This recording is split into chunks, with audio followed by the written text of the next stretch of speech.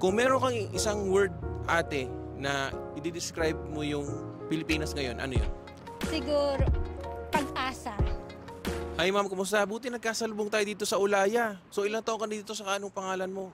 Ako po si Isabel Gonzales and 3 years na po ako dito sa Saudi. Matagal na. So since then, sa Riyadh ka talaga? Yes po, Riyadh po talaga.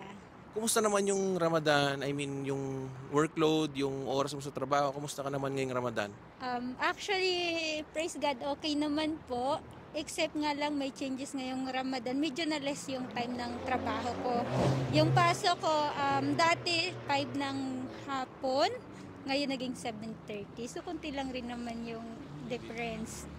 Masaya ka naman, te, ngayong Ramadan? Yes po, masaya. So, ang tanong ko sa iyo, te, ano yung mensahe mo para sa Pilipinas ngayon? Actually po, medyo nakakalungkot lang po talaga. Kung titingnan ko talaga yung nangyayari sa Pilipinas, una is, medyo daw po may pagbabago sa mga prices ng mga bilihin.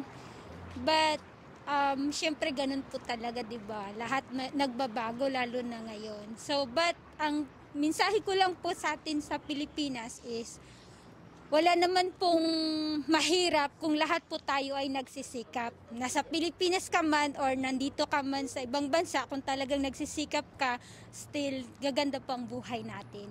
Di po ba? Kung meron kang isang word, ate, na i-describe mo yung Pilipinas ngayon, ano yun? Siguro, pag-asa. Yes!